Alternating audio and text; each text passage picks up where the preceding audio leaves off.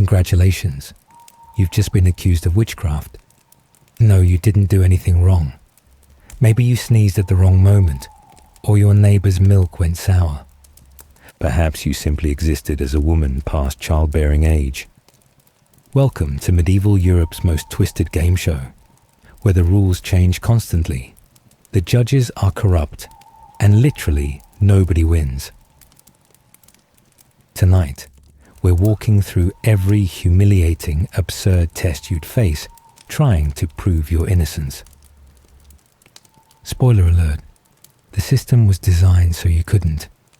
So dim the lights, get comfortable, and let's see how long you'd survive.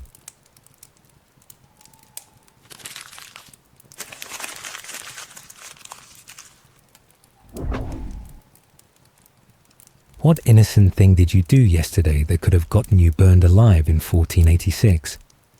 Did you say hello to a dog? Suspicious. Did you know how to make herbal tea? Witch behavior. Did you happen to be a woman over 40 who lived alone? Well, you might as well have painted a target on your back. Welcome to the art of getting accused, where literally breathing wrong could land you on a pyre. Let's start with the basics. You talk to your cat. Half the village talks to their cats. But here's the difference. Your cat actually seems to listen. Maybe it tilts its head when you speak or follows you around the house. In medieval logic, this wasn't companionship. This was clearly evidence that Satan had given you a familiar spirit. The fact that cats are naturally curious and responsive to human voices, irrelevant. Your feline friend just became prosecution exhibit A. You know about herbs. Your grandmother taught you that willow bark helps with headaches, that chamomile soothes upset stomachs. You might even grow a small garden with medicinal plants. To you, this is basic healthcare. To your neighbors, you're brewing potions. When someone gets sick after refusing your remedies, it's obviously because you cursed them out of spite. When someone gets better after using your herbs, well, that's clearly supernatural healing powers. Either way, you're suspicious.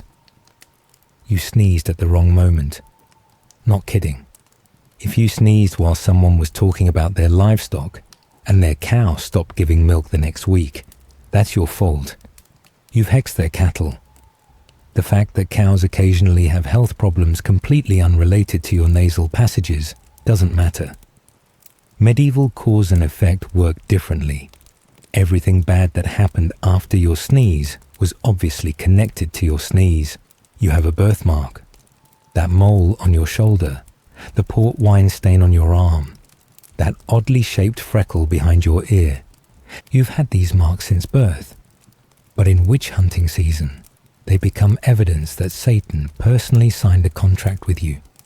The more unusual the mark, the more suspicious you become. Beauty spots weren't considered beautiful. They were considered demonic. Here's where things get properly twisted. Accusations almost never came from genuine religious concern. Your neighbor wants your land. Witchcraft accusation.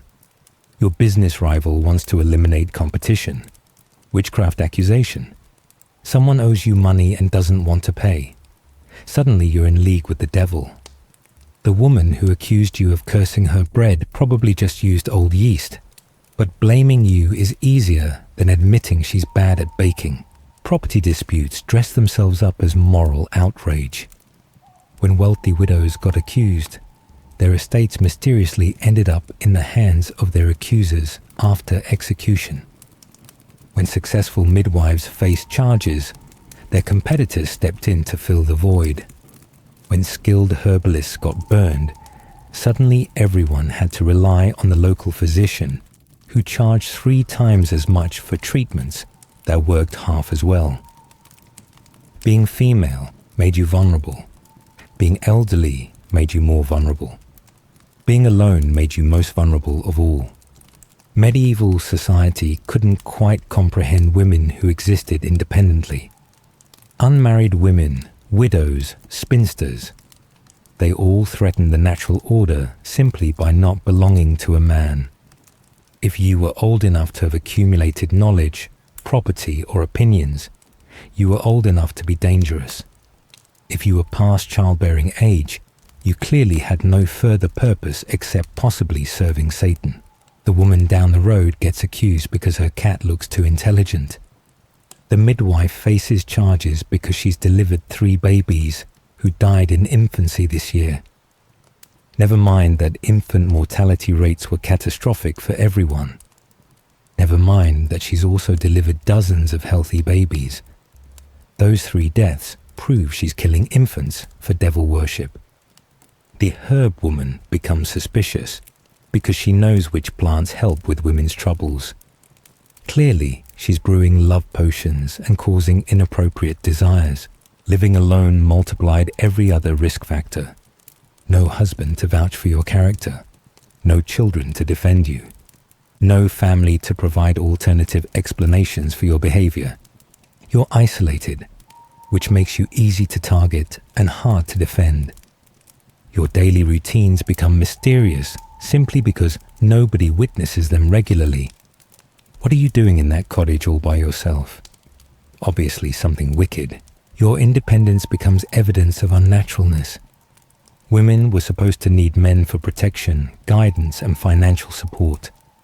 If you managed perfectly well on your own, you must be getting help from somewhere. And if that help wasn't coming from a human man, it had to be coming from a supernatural source. Self-sufficiency was literally viewed as impossible for normal women. The accusations follow predictable patterns. Someone gets sick, dies, or suffers misfortune. The community looks for someone to blame. They pick the most convenient target, usually someone who's already marginally different, unpopular, or vulnerable. Then they work backwards, finding evidence to support their predetermined conclusion. Your perfectly normal behavior gets reinterpreted through a lens of suspicion until it becomes sinister. The chilling truth is that innocence was completely irrelevant. You were guilty the moment someone pointed a finger and said the word witch. Everything after that was just theatre. The tests, the trials, the examinations, they were designed to confirm guilt, not establish it. The community had already decided you were guilty. The legal proceedings were just elaborate justification for what they'd already chosen to do. But surely there were fair ways to prove your innocence, right? Right?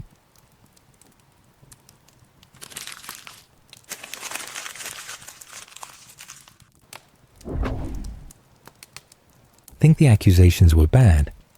Now comes the fun part. They'll strip you naked and examine every inch of your body for Satan's autograph. Yes, you heard that right.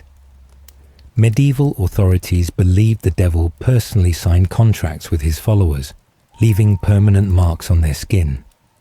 Your body is about to become a crime scene, and every freckle is potential evidence. Welcome to the Devil's Mark examination, where trained professionals will scrutinize your skin like they're hunting for buried treasure. These weren't medical doctors, by the way. They were witch finders, clergy members, or local magistrates who'd read a pamphlet about spotting supernatural signatures. Your naked body gets inspected by people whose main qualification is enthusiasm for finding guilt. Any blemish becomes suspicious.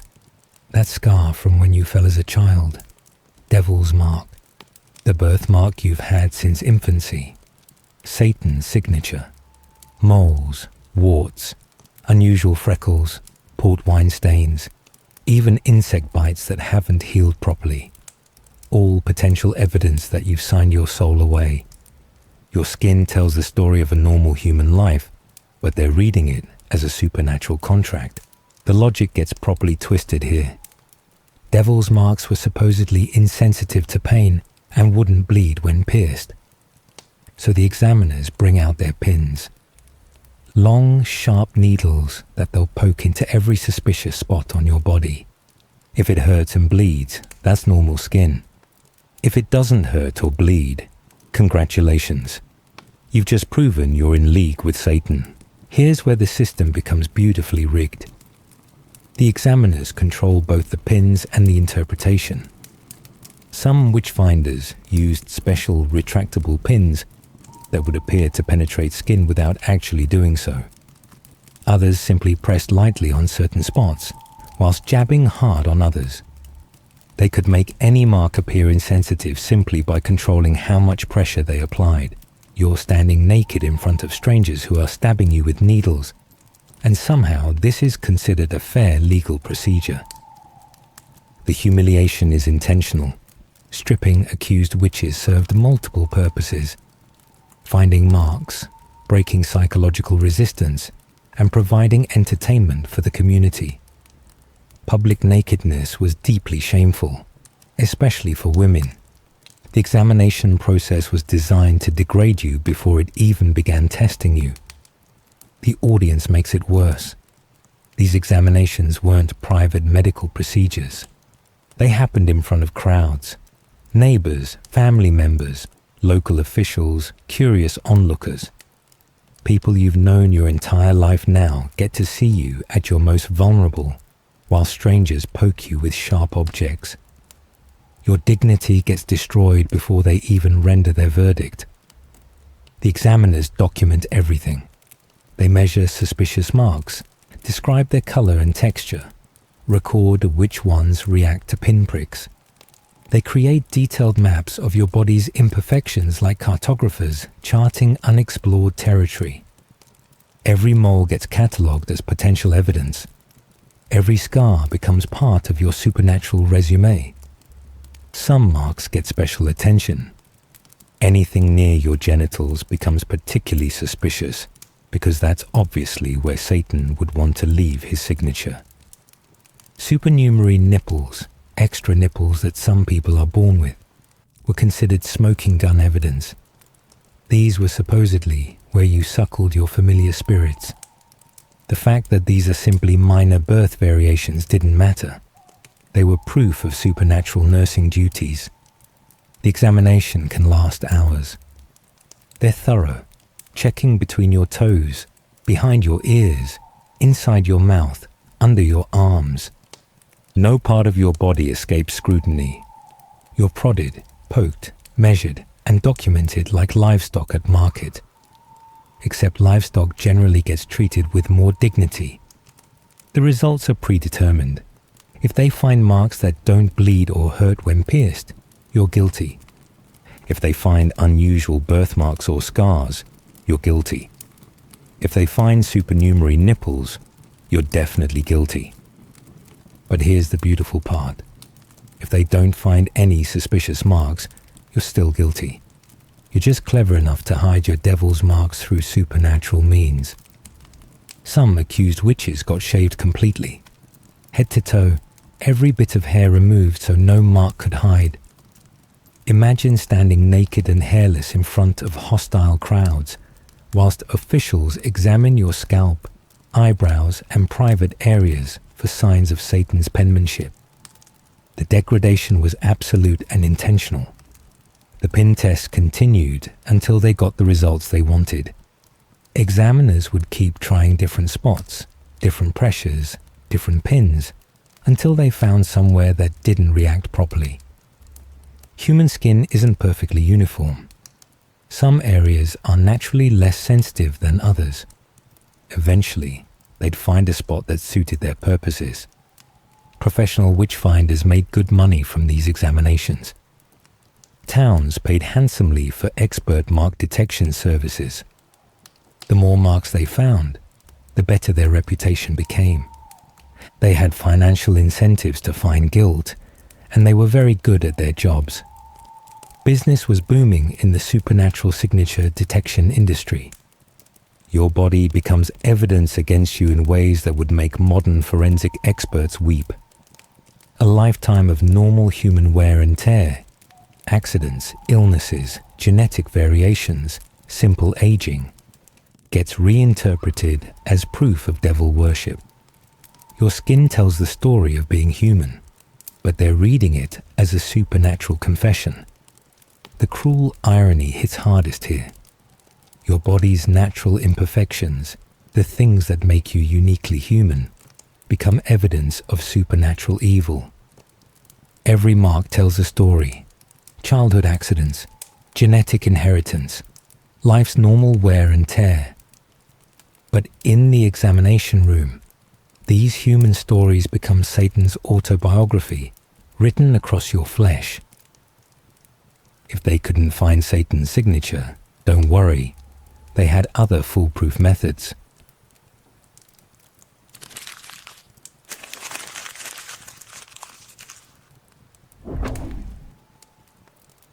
Time for your swimming lesson, except the pool is a freezing river, and passing the test means you drown.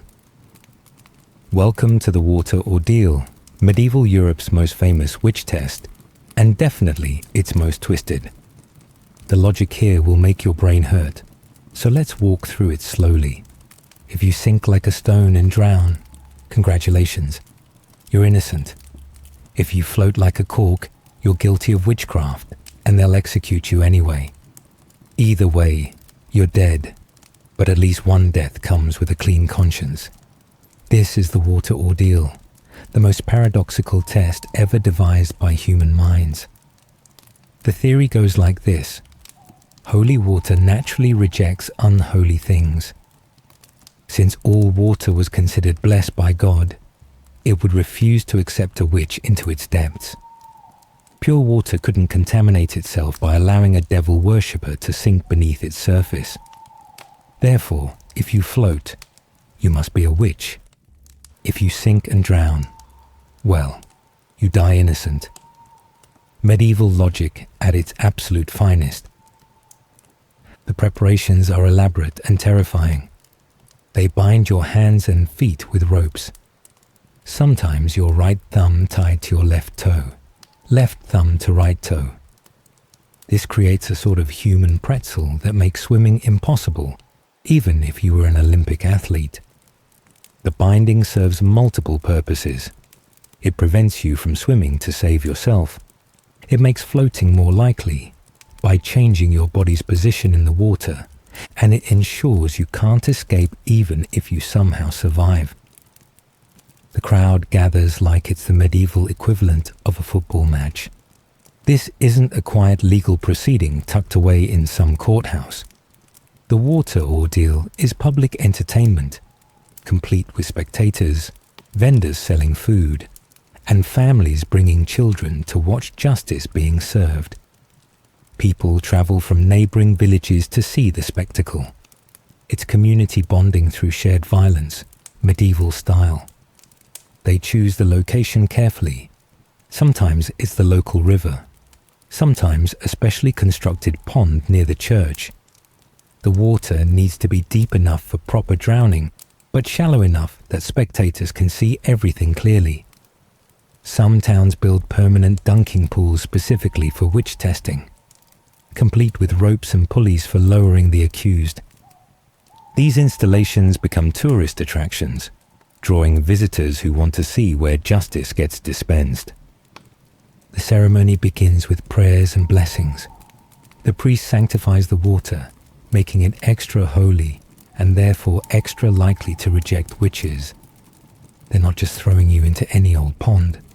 This is consecrated water, blessed by God Himself, guaranteed to reveal your supernatural affiliations. The religious element makes everyone feel better about what they're about to watch. This isn't murder, it's divine justice. You get lowered into the water, whilst the crowd holds its breath. The ropes attached to your bound body allow them to control your descent, and, theoretically, pull you up if you start sinking. But here's where things get interesting. The people controlling those ropes are the same ones who accused you of witchcraft. They have direct control over whether you sink or float, live or die. Nothing could possibly go wrong with this system. The physics work against you, in ways that would make modern scientists grieve. Human bodies naturally want to float, especially when bound in positions that trap air in clothing or create awkward buoyancy. Add the fact that fear makes you hold your breath, increasing your natural flotation, and you're almost guaranteed to stay on the surface at least briefly. The test is rigged by basic human biology. The crowd watches for signs of floating versus sinking. Any hesitation at the surface, any moment where you don't immediately plummet like a stone, counts as floating. If you bob even slightly before going under, that's evidence of guilt. If your bound position causes you to float briefly before your lungs fill with water, guilty. If you somehow manage to surface after sinking, obviously the water is rejecting you. The timing becomes crucial and completely subjective. How long should an innocent person take to sink? How quickly should they disappear beneath the surface? The officials make these decisions in real time, with no standardized measurements or timing devices. Your life depends on the split-second judgments of people who already believe you're guilty. They're not looking for evidence of innocence. They're watching for confirmation of what they already know. Some locations use weights to help people sink faster, which should tell you everything about how fair this test really was. If you needed additional weight to sink properly, maybe the test itself was fundamentally flawed. But logical thinking wasn't exactly the strong suit of the witch hunting community. They solved the floating problem by adding rocks rather than questioning their methodology. The retrieval process reveals the test's true nature. If you sink, they might pull you up quickly to save your life, proving your innocence. Or they might wait a bit longer to make sure you're really sinking. Or they might decide that pulling you up too quickly could interfere with God's judgment. The timing is entirely at their discretion, and their discretion is influenced by how much they want you to survive. The aftermath is predetermined regardless of results. Float, and you're obviously guilty. Time for execution. Sink and survive, and you've passed the test, but probably suffered permanent lung damage from nearly drowning. Sink and die, and you're declared innocent posthumously, which is lovely for your reputation, but not particularly helpful for your continued existence. This wasn't justice, but entertainment. Medieval reality television with deadly stakes. The community gets a thrilling spectacle. The authorities get to demonstrate their power, and the accused gets to die for everyone's amusement. It's organized barbarism dressed up as legal procedure, mob violence with religious blessing. But perhaps you could talk your way out of trouble. Think again.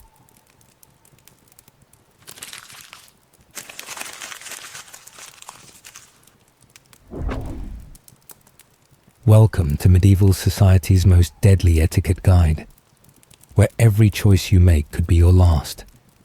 You've survived the accusations and the body searches, but now comes the really tricky part: existing as a normal person in a community that's actively hunting for witches.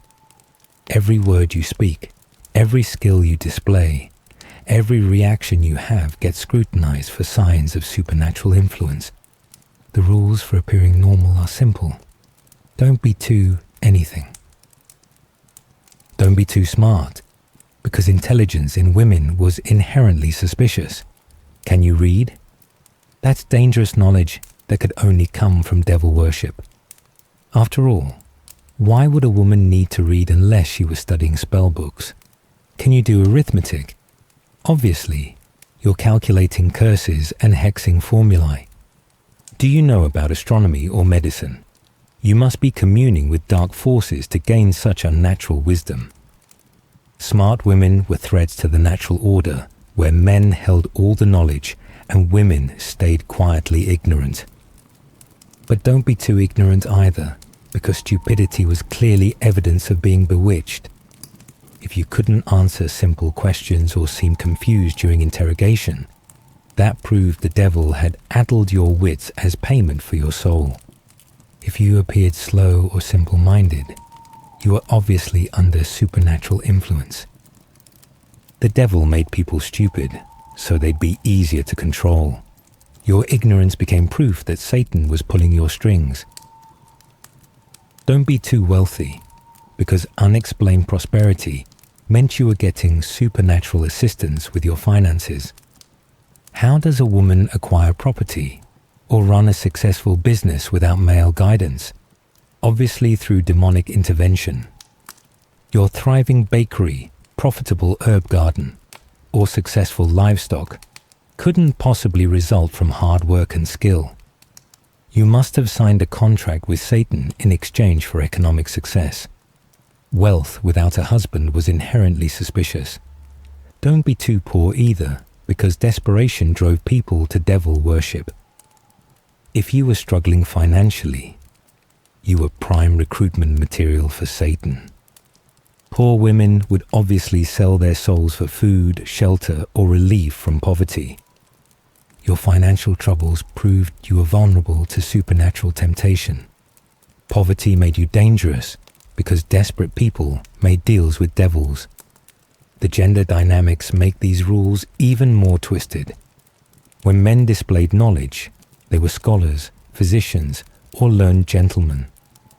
When women displayed the same knowledge, they were witches consulting with familiar spirits. A man who could read Latin was educated. A woman who could read anything was suspicious. Male herbalists were doctors. Female herbalists were potion brewers. Men's success came from God's blessing and personal virtue. Women's success came from Satan's assistance and supernatural contracts. Your reactions to accusations create another impossible trap. Deny the charges too forcefully, and your defensive behavior proves guilt. Why are you so upset unless you're hiding something? Innocent people accept false accusations calmly, apparently. Your anger and protest become evidence that you're desperately trying to cover up your supernatural activities. The louder you proclaim innocence, the more guilty you sound. Accept the accusations meekly, and your compliance proves guilt. Why aren't you defending yourself unless the charges are true? Innocent people fight back against false accusations. Your quiet acceptance means you know you're guilty and can't argue with the truth. Your resignation proves you've been caught red-handed in devil worship. There's no right way to respond to being accused of witchcraft. Even your daily routines become suspect. Wake up too early, and you're obviously attending dawn meetings with Satan. Sleep in too late, and you are clearly up all night at witch gatherings. Spend time alone, and you're conducting private rituals. Socialize too much, and you're recruiting new members for your coven. Every choice you make gets interpreted through a lens of suspicion. Your relationships with animals create constant danger. Be kind to stray cats, and they become your familiar spirits. Ignore animals, and you're unnaturally cold-hearted, possibly because you've lost your soul to the devil. If animals seem drawn to you, that proves supernatural influence. If animals avoid you, that also proves supernatural influence. There's no safe way to interact with the animal kingdom. The seasonal cycles trap you regardless of circumstances. Good harvest. You've been blessing the crops through witchcraft. Bad harvest. You've been cursing the fields through witchcraft. Unusual weather during planting season. You're controlling atmospheric conditions through supernatural means. Normal weather. You're being suspiciously subtle about your weather magic. Nature's natural variations become evidence of your supernatural interference. Your age makes every rule more dangerous.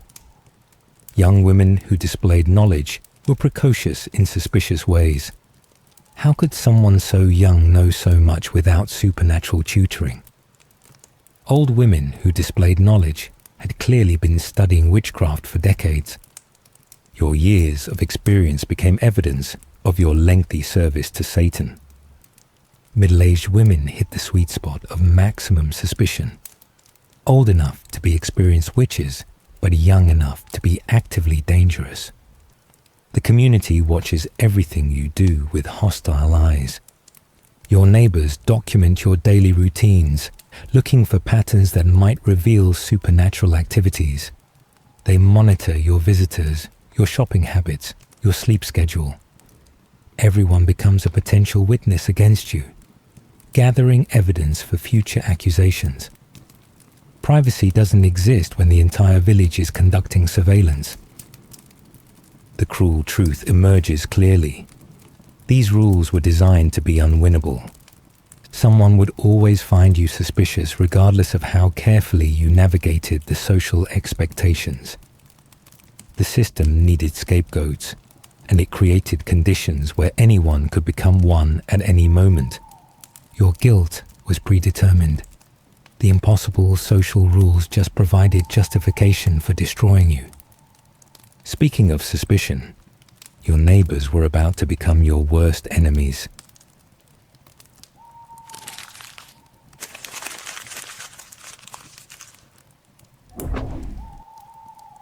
That friendly chat over the garden fence just became testimony that could see you burned alive. Your neighbor Margaret, who borrowed your flower last Tuesday and complimented your herb garden, is now standing in front of magistrates explaining how you cursed her family's livestock. The woman who asked for your grandmother's remedy for her husband's cough is describing your suspicious knowledge of healing plants. Welcome to the social dynamics of witch hunting, where your closest neighbors become your deadliest enemies. Witch trials transformed ordinary communities into networks of informants and accusers. Suddenly, everyone became amateur detectives, watching each other's behavior for signs of supernatural activity. That neighbor, who used to wave cheerfully from her doorway, now scrutinizes your daily routines, documenting when you wake up, who visits your cottage, and whether you talk to stray animals. The baker down the street starts paying attention to which customer's bread rises properly after you've been in his shop. Your entire community becomes a surveillance operation disguised as neighborly concern. The transformation from normal disputes to supernatural accusations follows predictable patterns. Margaret's bread didn't rise properly last week. Instead of blaming her old yeast or damp flour, she remembers that conversation where you mentioned knowing about bread-making techniques. Obviously, you cursed her baking abilities out of jealousy. The fact that bread making is notoriously temperamental and depends on dozens of variables doesn't matter. Your proximity to her failure makes you responsible for it. Your neighbor's cow stopped giving milk 3 days after you walked past his field.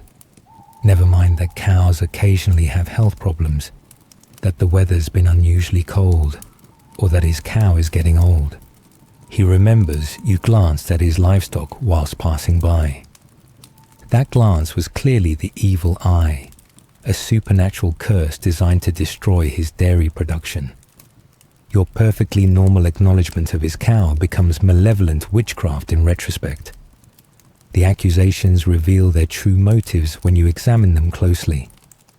That property dispute from 2 years ago, where Margaret's family wanted to buy your cottage garden but you refused to sell, suddenly becomes relevant.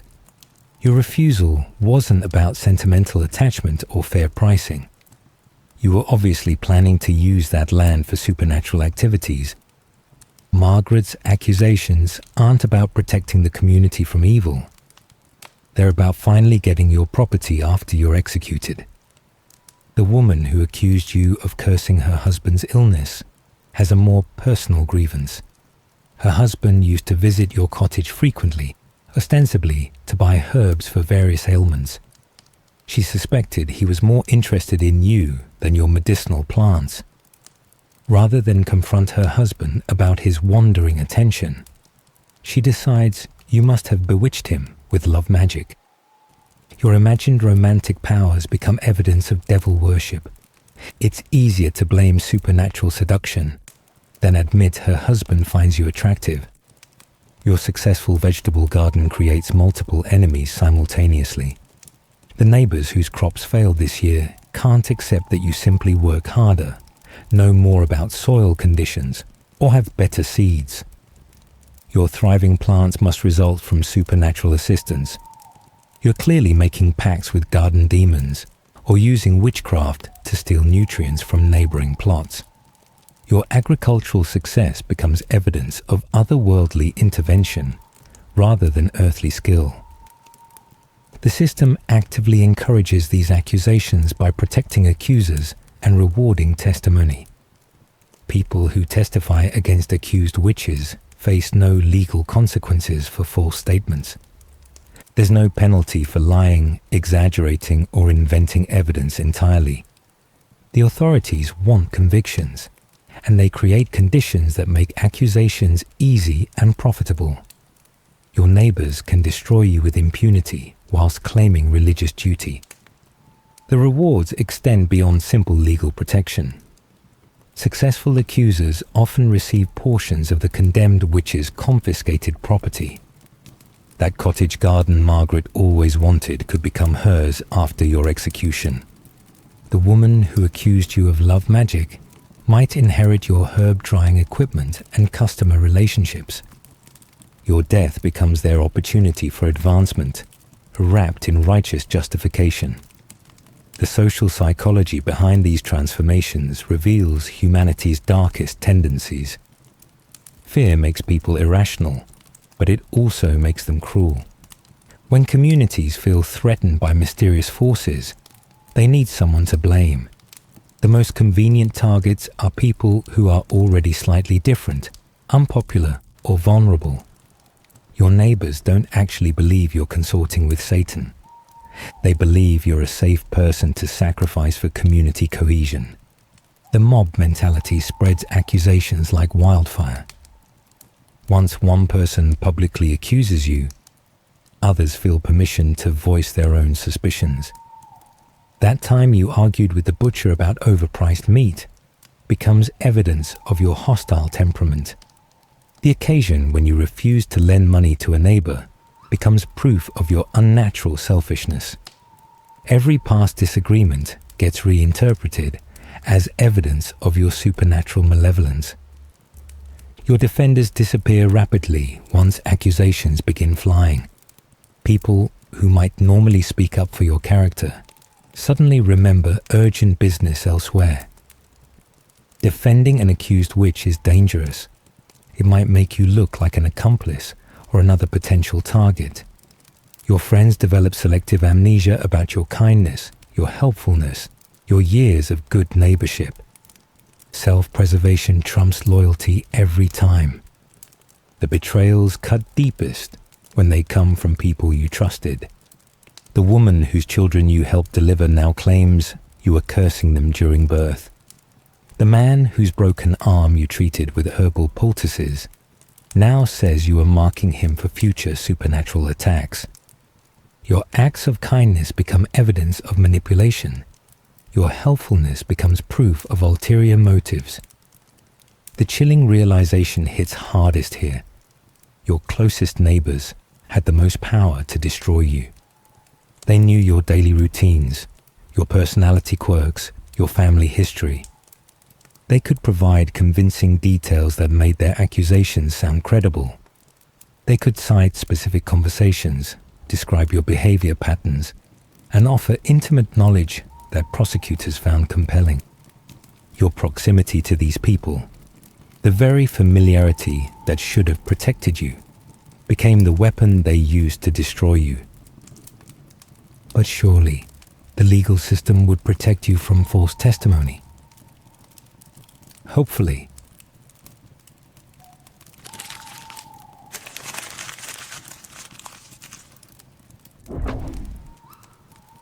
Someone just published the medieval equivalent of witch hunting for dummies, and it's about to make your life much worse. In 1487, two German Dominican friars named Heinrich Kramer and Jacob Sprenger released a book called the Malleus Maleficarum, which translates to the Hammer of Witches. This wasn't just another religious text gathering dust on monastery shelves. This was an instruction manual, a step-by-step guide for identifying, prosecuting, and executing witches. Think of it as the most dangerous how-to book ever written, except instead of teaching you to build furniture, it taught authorities how to build pyres. The Malleus Maleficarum became the bestseller that nobody should have wanted to read. It spread across Europe faster than plague, getting reprinted dozens of times and translated into multiple languages. Suddenly, every local magistrate, priest, and self-appointed witch hunter had access to professional persecution techniques. Your chances of surviving false accusations just dropped dramatically, because now your persecutors had a manual telling them exactly how to destroy you systematically. The book's core argument would make modern psychologists weep with frustration. According to Kramer and Sprenger, women were naturally weaker than men in every possible way, physically, mentally, morally, and spiritually. This weakness made them perfect targets for Satan's recruitment efforts. The devil preferred women as accomplices because they were easier to corrupt, more gullible, and naturally inclined towards evil. Your gender became evidence of your vulnerability to supernatural manipulation. The authors explained that women's supposed intellectual inferiority made them ideal witch material. They couldn't resist temptation like men could. They were more emotional, less rational, and therefore more likely to make deals with devils when life became difficult. Your female brain was apparently hardwired for supernatural corruption. The book presented this misogyny as scientific fact rather than religious opinion, giving it academic authority that made the arguments harder to challenge. But the Malleus Maleficarum wasn't content with just explaining why women became witches. It provided detailed instructions for proving they were witches. The book described how to conduct proper examinations of suspected witches, including the body searches for devil's marks we discussed earlier. It explained the correct procedures for water ordeals, the appropriate questions for interrogations, and the proper methods for extracting confessions through various means. The text legitimized torture as a necessary tool for obtaining truth. According to the authors, witches were naturally deceptive and would lie to protect their supernatural secrets. Physical coercion wasn't cruelty, it was justice. The book provided detailed descriptions of acceptable torture methods, complete with guidelines for when to apply pressure and when to ease off. Your suffering became a religious duty rather than human brutality. The interrogation techniques outlined in the manual were designed to guarantee confessions regardless of actual guilt. The book explained how to ask leading questions that trapped accused witches in logical contradictions. It described how to interpret any answer as evidence of guilt, whether the accused confessed immediately or maintained innocence. Your words became weapons against you no matter what you said. The Malleus Maleficarum also addressed the problem of witches who refused to confess, despite intensive questioning. The solution was simple: increase the pressure until they broke. The book assured interrogators that every witch would eventually confess if subjected to sufficient persuasion. Your resistance to false accusations became proof that you needed more aggressive treatment to reach the truth. The manual included helpful tips for identifying potential witches before formal accusations began. It described suspicious behaviors, dangerous knowledge, and warning signs that indicated supernatural involvement. The book turned ordinary activities into evidence of witchcraft, giving authorities justification for investigating anyone they found convenient to target. Your daily routines became a checklist of suspicious activities. The text also provided legal frameworks for processing witch cases efficiently. It explained how to gather evidence, how to present cases to tribunals, and how to ensure convictions stuck on appeal. The book turned witch hunting from random persecution into systematic oppression with proper paperwork. Your destruction became an administrative process rather than mob violence. Perhaps most dangerously, the Malleus Maleficarum encouraged authorities to extract names of accomplices from convicted witches. The book explained that witches rarely worked alone and insisted that proper interrogation would reveal entire networks of supernatural criminals. This created cascading accusations where one conviction led to dozens more.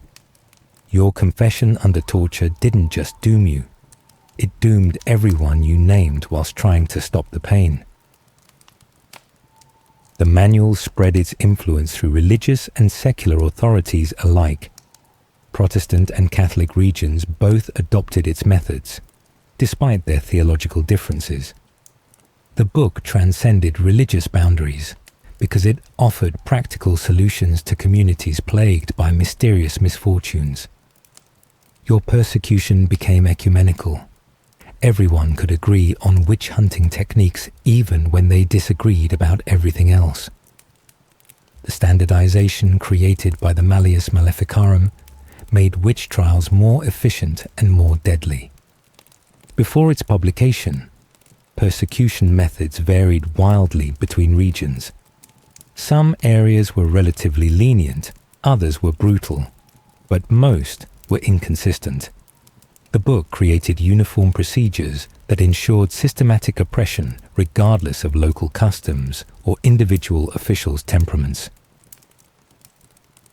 The chilling realization hits you now.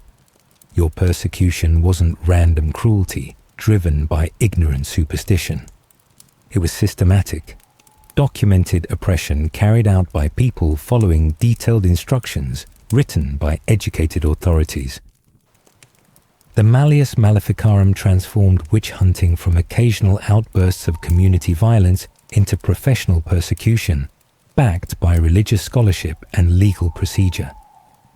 And now it's time to see that system in action during your interrogation.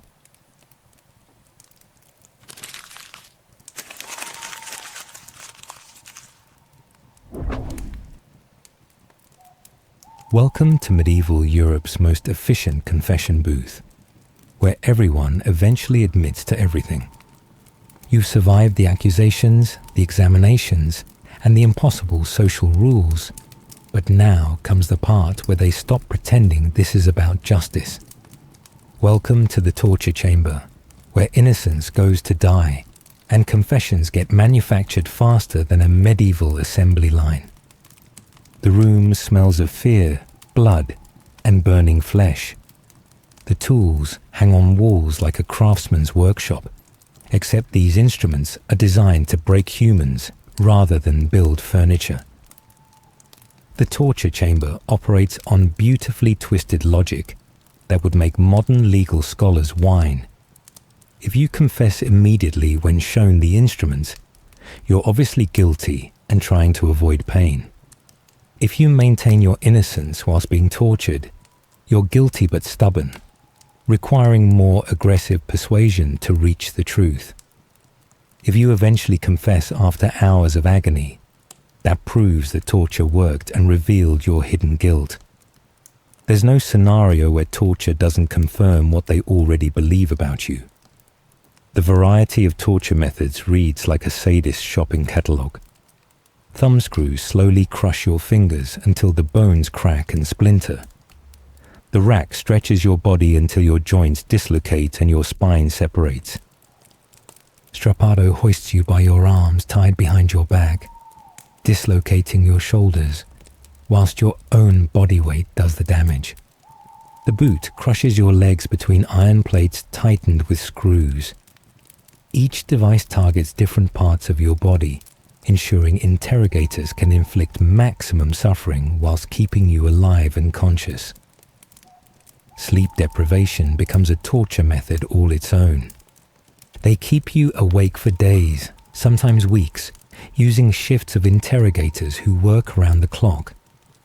Your exhausted mind becomes vulnerable to suggestion, confusion, and hallucination. You start agreeing to accusations just to make the questions stop. Your desperate need for rest becomes stronger than your will to maintain innocence. They break your psychological resistance before they even touch the physical instruments. The interrogation process stretches over extended periods, designed to completely shatter your mental defenses.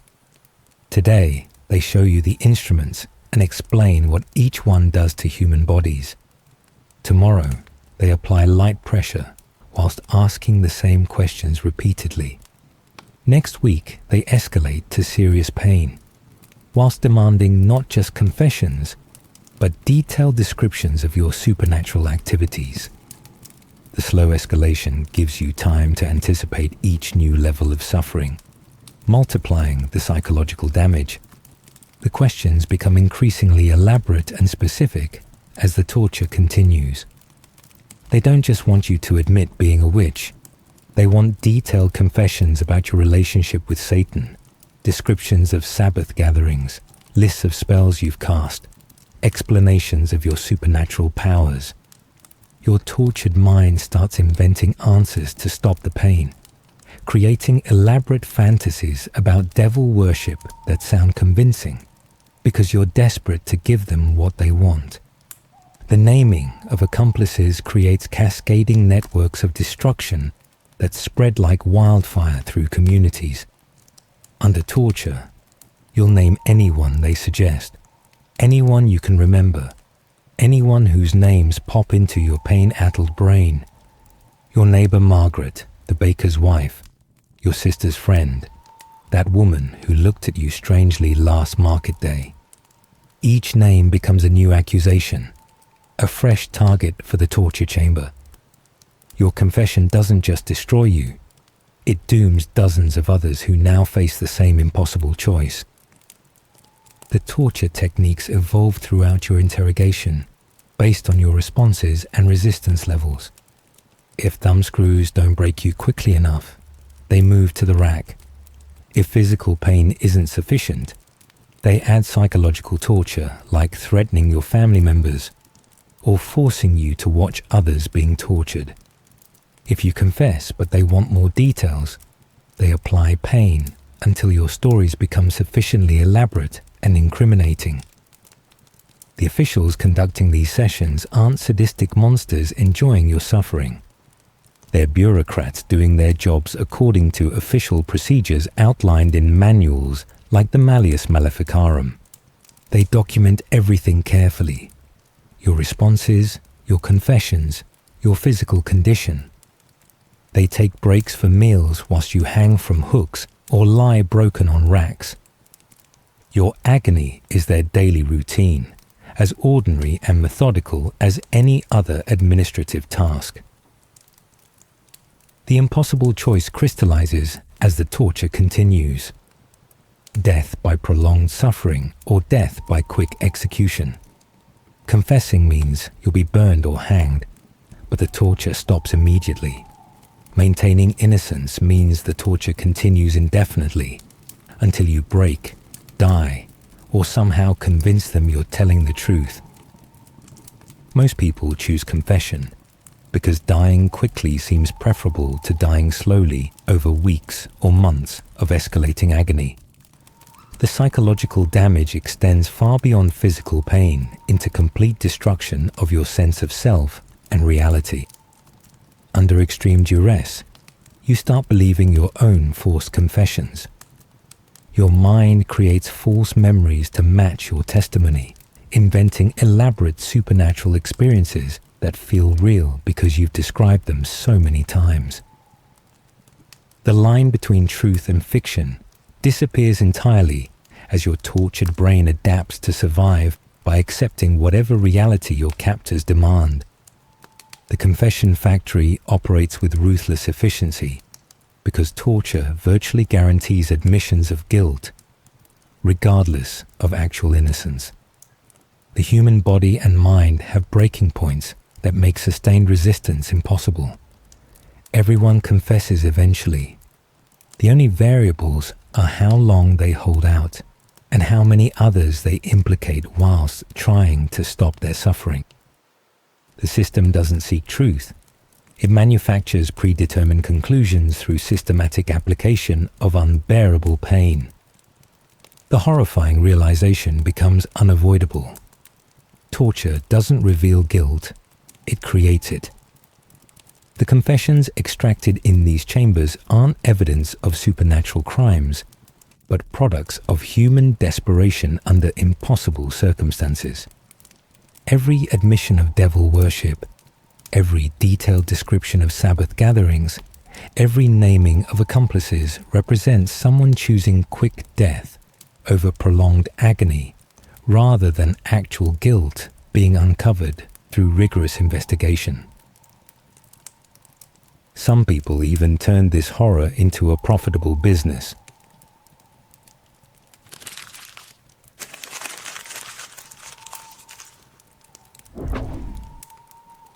Meet Matthew Hopkins, the man who turned witch hunting into England's most lucrative freelance career. Hopkins didn't inherit his title or get appointed by any official authority. He simply declared himself the Witchfinder General and started charging towns hefty fees for his supernatural pest control services. Think of him as medieval England's first professional consultant, except instead of improving business efficiency, he specialized in identifying and eliminating witches. His business model was brilliant in its simplicity. Create demand for a service only he could provide, then charge premium rates for delivering predetermined results. Hopkins operated like any successful entrepreneur, identifying market opportunities and exploiting them ruthlessly. The year was 1645. England was in the middle of a civil war, and communities were looking for explanations for their suffering. Crop failures, disease outbreaks, and general misery needed someone to blame. Hopkins positioned himself as a solution to their supernatural problems. He didn't wait for accusations to arise naturally. He actively marketed his services, traveling from town to town and offering to cleanse communities of their witch infestations. The pricing structure reveals the commercial nature of his operation. Hopkins charged between 20 shillings and £20 per town, depending on the size of the community and the extent of their alleged witch problem. To put this in perspective, £20 was more than most people earned in an entire year. His fees weren't based on results or time spent investigating. He charged flat rates for complete witch-finding services, guaranteed to identify and eliminate all supernatural threats in the area. Payment was due regardless of how many witches he actually found. His methods combined theatrical showmanship with systematic psychological torture designed to extract confessions efficiently. Hopkins preferred sleep deprivation over more obviously violent techniques. He would keep suspected witches awake for days, walking them in circles around their cells whilst teams of assistants asked the same questions repeatedly. The walking continued for hours without breaks, wearing down physical resistance whilst the constant interrogation destroyed mental defenses. Exhausted minds became vulnerable to suggestion and desperate for rest. The search for familiar spirits became Hopkins' signature technique and primary source of evidence. He convinced communities that witches always had animal companions provided by Satan for supernatural assistance. These familiars could be cats, dogs, mice, birds, or insects. Basically any creature that interacted with the accused person. Hopkins would lock suspected witches in cells and watch through spy holes for hours, documenting any animals that appeared. A spider building a web became evidence of familiar spirits. Mice attracted by food scraps were obviously supernatural companions.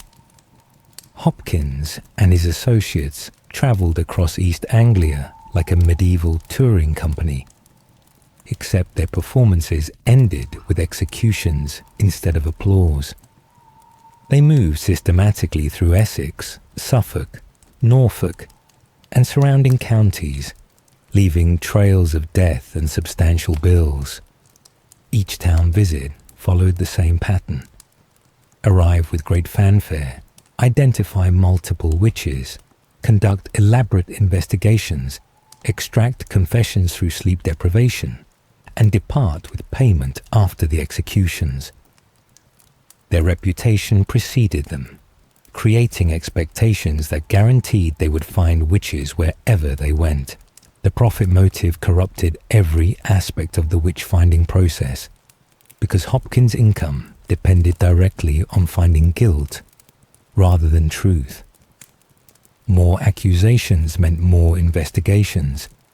More investigations meant more billable hours, and more confessions meant more satisfied customers likely to recommend his services to neighboring towns. Hopkins had powerful financial incentives to discover witches everywhere he looked. His business model required steady supplies of guilty verdicts to maintain credibility and generate repeat customers. The efficiency of Hopkins' operation impressed even his contemporaries. In just 2 years, he was responsible for more than 300 executions across eastern England. His team could process multiple cases simultaneously, running several investigations in parallel, whilst maintaining detailed records of their findings and expenses. They developed standardized procedures that could be replicated in different locations, creating a franchise model for supernatural pest control services. Hopkins's success inspired imitators across England, who recognized the profit potential in professional witch-finding. Suddenly, self-proclaimed experts were offering similar services throughout the country, each claiming special knowledge and proven techniques for identifying supernatural criminals. The market became saturated with competing witch-finders, all charging premium rates for guaranteed results. Communities found themselves choosing between different service providers based on pricing, reputation, and promised conviction rates. The business model's inherent corruption became obvious when examined closely. Hopkins' livelihood depended on finding witches whether they existed or not. His reputation required successful prosecutions in every town he visited. His financial success necessitated steady streams of accusations and convictions. These pressures created powerful incentives to manufacture evidence, manipulate testimony, and ensure guilty verdicts regardless of actual circumstances. Justice became secondary to profitability. The traveling nature of Hopkins' business protected him from long-term consequences of his actions. By the time communities realized they'd been exploited, he was already operating in distant counties. Local authorities couldn't easily challenge his methods or demand refunds because he maintained professional distance from each individual case. His mobility allowed him to avoid accountability, whilst building a reputation based on selective reporting of his most successful operations. The psychological impact on communities extended far beyond the immediate executions because Hopkins' visits created lasting paranoia and suspicion. Towns that hired his services became convinced they were surrounded by supernatural threats requiring constant vigilance. Neighbors continued watching each other for signs of witchcraft long after Hopkins departed. His business model didn't just identify existing witches. It created ongoing markets for future witch-finding services. The grim realization hits you now. Your death could literally be someone's payday. Hopkins transformed your execution from community justice into commercial transaction. Your suffering became a billable service. Your confession became a deliverable outcome. And your death became a satisfied customer reference for future business development. The witchfinder's profit margins depended on your destruction. This business model spread far beyond England's shores.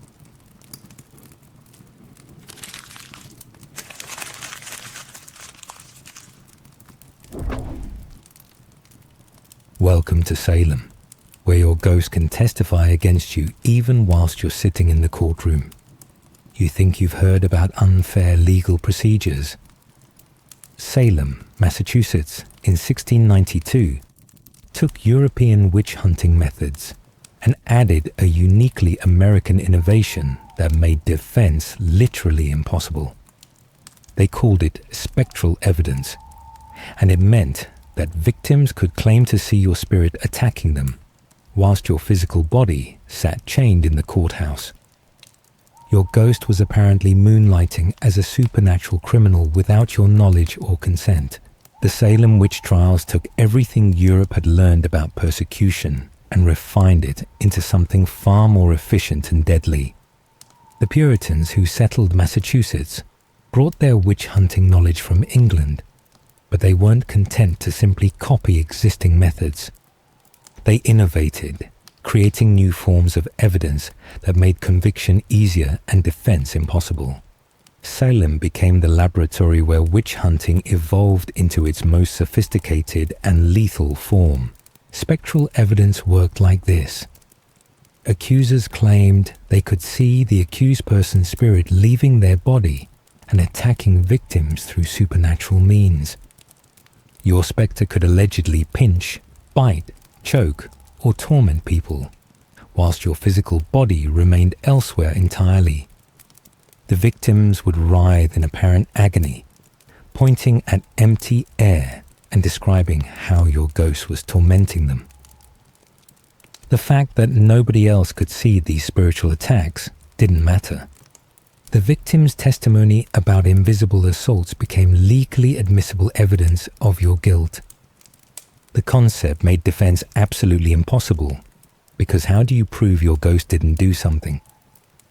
You could provide alibis for your physical body, bring witnesses who saw you elsewhere during the alleged attacks, even demonstrate that you were chained in prison when the spectral assault supposedly occurred. None of this mattered, because your spirit could apparently travel independently whilst your body remained stationary.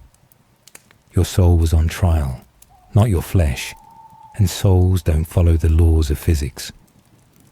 The social dynamics in Salem created perfect conditions for this supernatural nightmare to flourish. The community was fracturing along multiple fault lines. Religious disagreements between traditional Puritans and more liberal members, property disputes over land ownership and inheritance rights, and generational conflicts between established families and newcomers. These tensions needed outlets, and spectral evidence provided the perfect weapon for settling scores, whilst claiming religious justification. The accusers were primarily teenage girls, who discovered they wielded incredible power through their claims of supernatural persecution. Abigail Williams, Betty Paris, and their friends could destroy adults simply by claiming to see their spirits committing invisible crimes. These young women went from powerless children to the most influential people in Salem almost overnight. Their testimony could send respected community members to the gallows, and they knew it. The psychological intoxication of wielding life and death power over adults proved irresistible. Property disputes disguised themselves as supernatural conflicts with spectacular efficiency in Salem. Families who had been feuding over land boundaries for decades suddenly discovered their neighbors were sending evil spirits to torment them. Business rivals found that spectral evidence provided elegant solutions to commercial competition. The Putnam family, who initiated many accusations, had extensive property disputes with several of the accused witches. Spiritual warfare became the perfect cover for very material conflicts over very real estate. The feedback loop of accusations and hysteria created unstoppable momentum that swept through Salem like wildfire. Each new accusation validated previous claims, whilst generating fresh suspicions about other community members. The girls' fits and visions became more elaborate as audiences responded with greater attention and concern. The more seriously adults took their supernatural experiences, the more spectacular those experiences became. The accusers competed with each other to produce the most dramatic demonstrations of spectral persecution. The court system embraced spectral evidence enthusiastically because it made prosecutions incredibly efficient. Traditional witch trials required physical evidence, witness testimony, and elaborate investigations that took time and resources. Spectral evidence needed only the accuser's word about invisible attacks that nobody else could verify or disprove. The girls' fits in the courtroom provided compelling theatre that convinced judges and juries of supernatural activity. Justice became a performance where the most dramatic testimony won.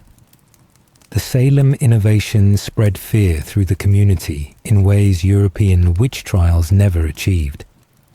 In traditional prosecutions, you were relatively safe unless someone accused you of specific supernatural crimes. In Salem, anyone could be accused at any moment based on invisible spiritual attacks that left no physical evidence. Your spectre could allegedly be committing crimes whilst you slept, worked, or prayed, completely without your knowledge or consent. Every member of the community became vulnerable to accusations based on attacks they couldn't see, control, or defend against. The trials escalated rapidly because spectral evidence created unlimited opportunities for new accusations. Each person condemned as a witch allegedly had spiritual powers that could be used against anyone in the community. The accusers could claim ongoing persecution by multiple spirits simultaneously, creating networks of supernatural criminals that required extensive investigation and prosecution. The girls regularly saw groups of spectres working together, implicating dozens of people in collaborative supernatural crimes. The impossibility of proving innocence became Salem's most chilling innovation. European witch trials were rigged, but they still required some form of evidence, however manipulated or fabricated. Salem eliminated even that pretense of fairness by accepting testimony about invisible crimes committed by untouchable spirits. Your guilt was established the moment someone claimed to see your ghost misbehaving, regardless of any physical evidence or logical defense you could provide. The chilling realization hits you now. Salem perfected the art of making innocence literally impossible to prove. They created a legal system where accusation equaled conviction, where invisible crimes required no physical evidence, and where your own spirit could betray you without your knowledge. European witch hunters needed weeks of investigation, physical examination, and torture to secure convictions. Salem needed only teenage girls pointing at empty air and claiming they saw your ghost. But there was another reason these trials kept growing.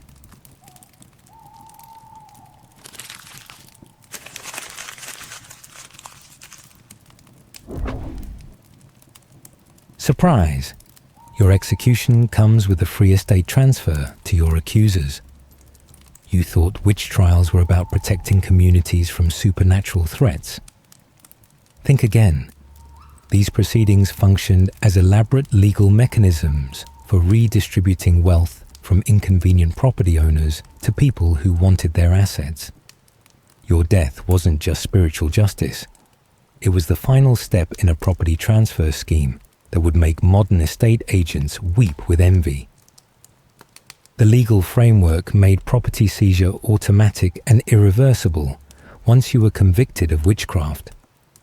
Consorting with Satan wasn't just a capital crime. It was also grounds for forfeiting everything you owned to the authorities. Your house, your land, your livestock, your business, your savings, even your household goods. became property of the state the moment the verdict was announced. The Crown or local authorities could then redistribute these assets however they saw fit, often to the very people who had accused you in the first place. The financial incentives created by this system transformed accusation from moral duty into profitable investment opportunity. Why buy property through normal market transactions when you could acquire it through witch trials? Your neighbor didn't need to negotiate fair prices or compete with other buyers. She just needed to convince magistrates that you were consorting with devils. Your cottage garden, your weaving business, your inherited farmland could all become hers after your execution, legally transferred through judicial proceedings. Consider the case of wealthy widows who became prime targets for accusation across Europe and colonial America. These women had inherited substantial assets from their deceased husbands: property, businesses, savings, valuable goods. They controlled resources that made them economically independent, but also socially threatening. Unmarried women with significant wealth challenged traditional assumptions about female dependency and male authority. Accusing them of witchcraft provided elegant solutions to multiple problems simultaneously.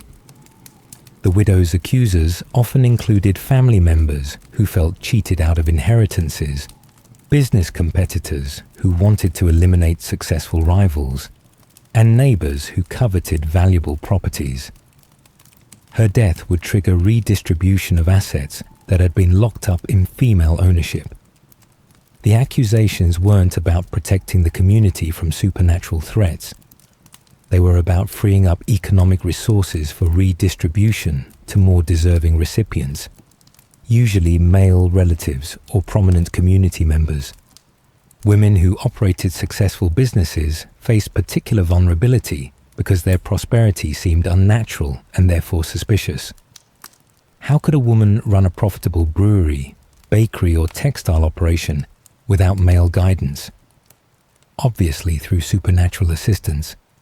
Their business success became evidence of devil worship rather than entrepreneurial skill. Convicting them of witchcraft eliminated commercial competition, whilst transferring valuable enterprises to new ownership through legal proceedings. The threat of property loss silenced potential defenders and encouraged false testimony from witnesses who might otherwise have spoken up for the accused. Why risk your own assets by defending someone accused of witchcraft when you could potentially benefit from their conviction?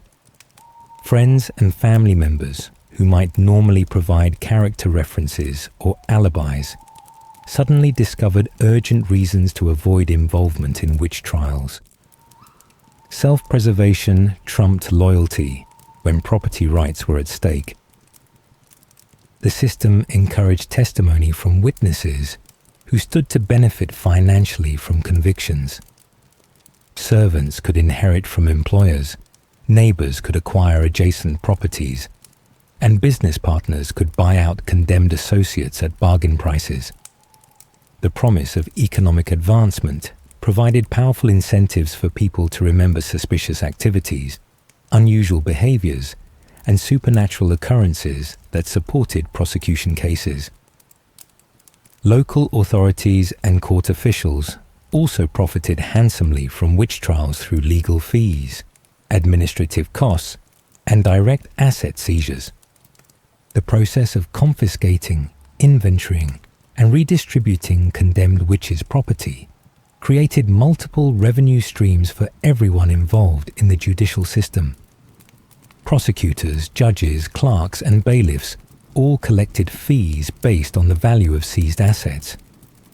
More valuable estates meant higher compensation for court officials. The documentation reveals how property considerations drove prosecution decisions in ways that had nothing to do with supernatural crimes. Authorities prioritized cases involving wealthy defendants over poor ones because valuable estates generated more revenue through seizures. Women with substantial assets faced more aggressive prosecution and harsher sentences than those with limited property.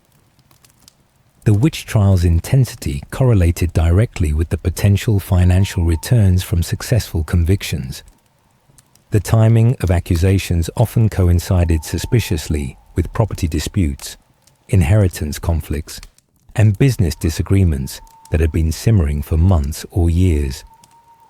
The supernatural charges provided legal frameworks for resolving economic disputes that couldn't be settled through normal civil proceedings. Witch trials became alternative courts for property litigation disguised as criminal prosecution for supernatural crimes. The broader economic impact extended throughout communities as property seizures disrupted normal market relationships and created artificial scarcity.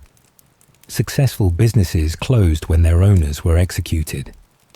Valuable properties sat vacant whilst courts processed confiscation procedures. Agricultural operations collapsed when experienced farmers faced accusations. The trials didn't just redistribute existing wealth.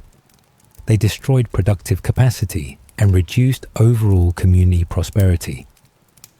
The cruel irony becomes unavoidable when examining the financial evidence.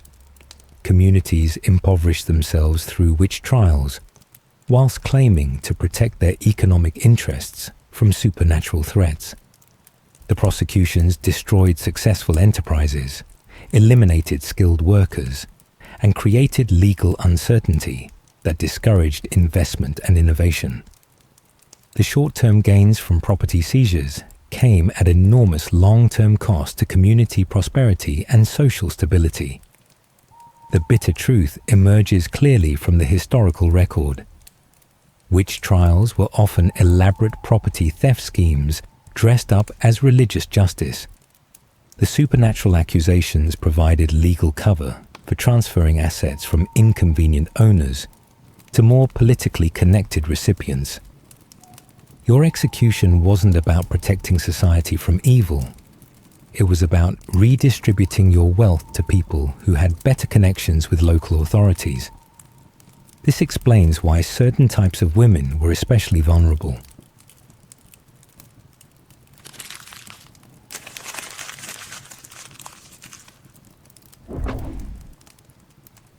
Your medical knowledge just became evidence that you consort with devils.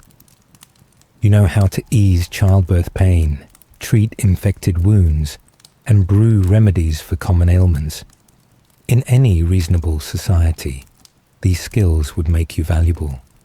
In witch-hunting communities, they make you a target.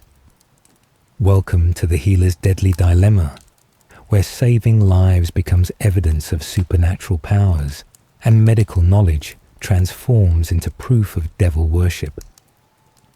Healers, midwives, and herbalists became prime targets for witch accusations across Europe and colonial America, because their work involved mysterious processes that ordinary people couldn't understand or replicate. You mix herbs according to recipes passed down through generations of women, creating treatments that actually work for headaches, stomach troubles, and skin conditions. To you, this is practical medicine based on accumulated knowledge. To suspicious neighbors, you're clearly brewing potions using supernatural assistance. The impossible position facing women with medical knowledge created catch situations that guaranteed suspicion regardless of their choices. Help people, and your successful treatments prove you have unnatural powers that could only come from Satan. Refuse to help, and face community anger for withholding assistance during medical emergencies. Either choice leads to accusations, but at least helping people provides some defense against charges of malevolence toward your neighbors. Your successful treatments become particularly suspicious when they work better than conventional remedies offered by male physicians or religious authorities. The local priest recommends prayer and fasting for a woman's difficult labor. You suggest ergot-based preparations and specific birthing positions that actually reduce complications. When your methods prove more effective, observers conclude you must have supernatural assistance. Normal human knowledge couldn't possibly surpass official medical doctrine. Failed treatments prove incompetence or deliberate malice, depending on which interpretation suits your accuser's purposes. When your herbal remedy doesn't cure someone's illness, it's obviously because you're either incompetent or deliberately harming patients through supernatural means. If the patient dies despite your efforts, you clearly killed them through witchcraft. If they recover after initially worsening, you were testing your supernatural powers before deciding to heal them. Midwives faced especially dangerous scrutiny because their work involved life and death situations where outcomes remained unpredictable regardless of skill level. Infant mortality rates were catastrophic in medieval and early modern periods, with roughly 1/3 of babies dying before their first birthday. When births went wrong, communities needed someone to blame for tragedies that were actually caused by poor sanitation, malnutrition, and lack of medical understanding. The midwife who delivered 3 babies that died within weeks faced accusations of infanticide through supernatural means. Never mind that she'd also delivered dozens of healthy children over her career. Those 3 deaths became evidence of devil worship, whilst her successful deliveries were forgotten or reinterpreted as times when she chose not to exercise her evil powers. Her experience and skill, which should have been assets, became liabilities that proved her unnatural abilities. Women's medical knowledge, particularly regarding reproductive health, made them inherently threatening to male-dominated religious and medical establishments. Midwives understood female anatomy, knew how to manage difficult births, and possessed remedies for women's specific health problems. This knowledge challenged masculine authority over women's bodies and medical care. Eliminating knowledgeable women ensured that reproductive health care remained under male control. The persecution of healers created cascading health crises in communities that destroyed their own medical infrastructure through witch trials. When experienced herbalists were executed, people lost access to effective treatments for common ailments. When skilled midwives faced accusations, pregnant women had to rely on inexperienced attendants or male physicians who knew little about childbirth. The trials literally made communities sicker by eliminating their most knowledgeable healthcare providers. Rural areas suffered particularly severe consequences because they depended heavily on local women's medical knowledge for basic healthcare. Urban centers had trained physicians, hospitals, and apothecaries. Villages relied on women who had learned healing arts from mothers, grandmothers, and other experienced practitioners. Destroying this knowledge through witch trials left entire communities without medical care during emergencies. The economic motivations behind accusing healers often involved eliminating competition for medical services or acquiring valuable recipes and equipment. Male physicians could charge higher fees once female competitors were executed. Rival healers could inherit patient relationships and valuable herb gardens. The supernatural accusations provided cover for very material conflicts over medical practice and patient care. Your knowledge of anatomy becomes particularly damning evidence during examinations and interrogations. Understanding where to find pulses, how bones connect, or why certain injuries cause specific symptoms proves you've studied human bodies in ways that must involve supernatural assistance. Normal women weren't supposed to possess detailed anatomical knowledge. Your medical education becomes proof of devil worship rather than evidence of dedication to healing. The documentation from witch trials reveals how medical knowledge was systematically reinterpreted as supernatural activity. Knowing which herbs affect menstruation became evidence of brewing love potions. understanding infection treatment became proof of causing diseases through curses. Recognizing symptoms of specific illnesses became divination through supernatural means. Every aspect of practical healthcare was twisted into evidence of witchcraft. The broader social impact extended beyond individual prosecutions to create lasting suspicion of women's medical knowledge throughout European and colonial societies. Healing became masculinized as female practitioners were eliminated through persecution. Traditional remedies were lost as knowledge holders faced execution. Medical care became more expensive and less accessible as experienced practitioners disappeared from communities. The tragic irony becomes inescapable when examining the historical evidence. The women who saved lives were killed for their knowledge.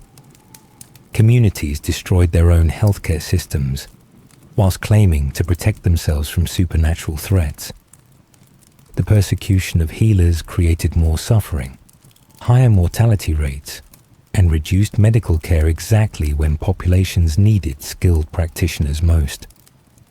Eventually, even this system of institutionalized madness had to end. So witch trials didn't end because everyone suddenly grew a conscience. They ended because governments realized burning taxpayers alive isn't great for business. Turns out, when you run out of bakers and blacksmiths, even your local baron starts missing that witchy bread. Science and new laws finally dragged Europe out of the bonfire. But let's not get too smug. Humans still love a good scapegoat. We just use hashtags and comment sections instead of torches. If you survived this video without being accused, hit subscribe. It might be the only way to be safe. And let me know down below. What's the wildest accusation you've ever heard in history or real life? I read everyone. Thanks for watching. May your neighbors never catch you talking to your cat.